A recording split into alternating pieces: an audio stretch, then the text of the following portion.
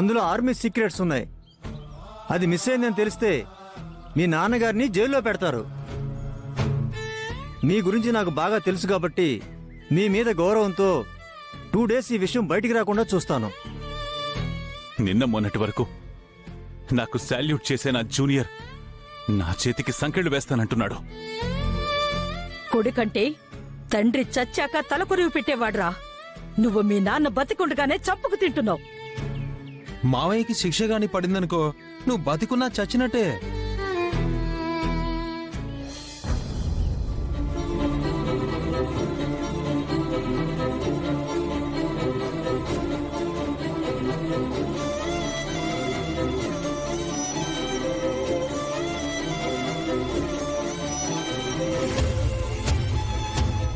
Sir,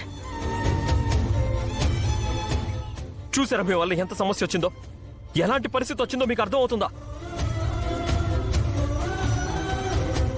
మీరు నర్సుగా మా ఇంటికి వచ్చారు, బాబుని బాగా చూసుకున్నారు, ఈ కుటుంబ సమస్యలన్నీ మీరు తీరుస్తున్నారు.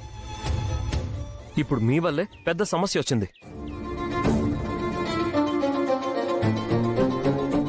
Sorry sir. సారీ చెప్తే సాల్వ్ అయ్యే సమస్య కాదిది. ఆర్మీ ఆఫీసర్ ఏం చెప్పి వెళ్లారో మీరే చూశారు కదా. ఈ రోజు గాని రేపు గాని ఆ బాక్స్ తిరిగి ఇవ్వకపోతే నాన్నని జైలుకి పంపిస్తారంట. నాన్నకున్న పేరు, పరువు, గౌరవం అంతా పోతుంది. దేశమే ప్రమాదంలో పడుతుంది.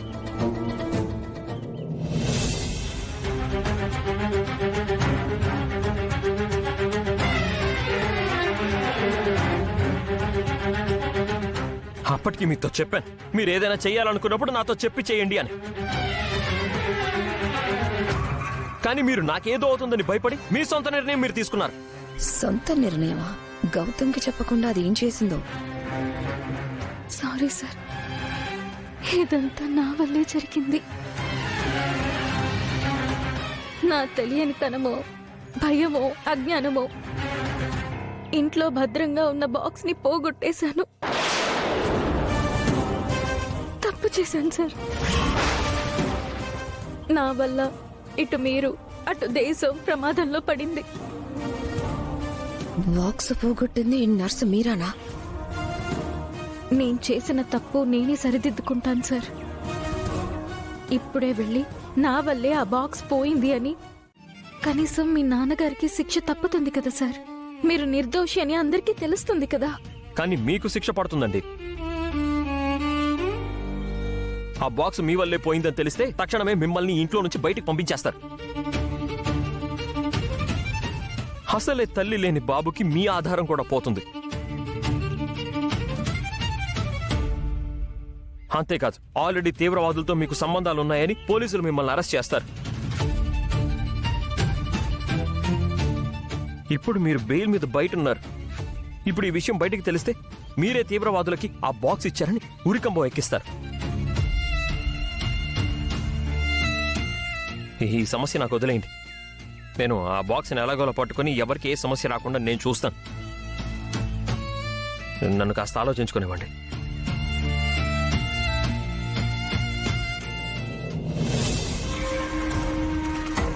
బాక్స్ మిస్సింగ్ లో అసలు దొంగ ఈ కేరళ నర్స్ అన్నమాట. చెప్తా దీని సంగతే.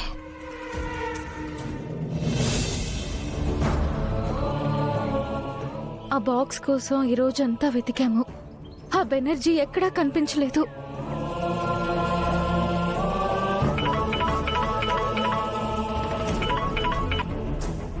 ఆకాష్, వస్తున్నాను రా. నేను బయటికి వెళ్ళి వస్తానండి.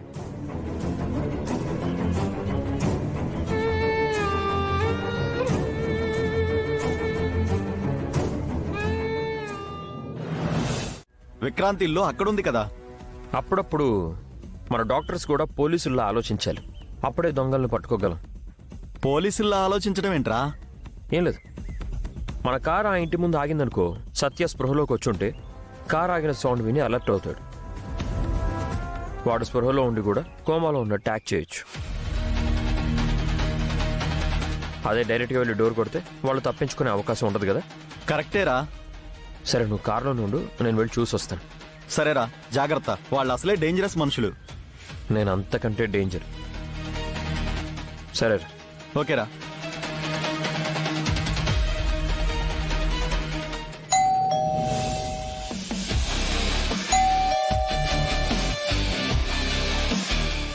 ఆగు,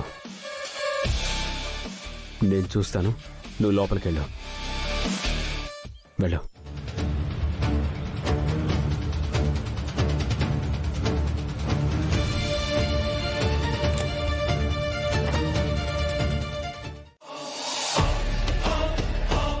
చూసారా డాక్టర్, మీరు ట్రీట్మెంట్ చేస్తున్నారు కానీ మా తమ్ముడు స్పృహలోకి రావట్లేదు.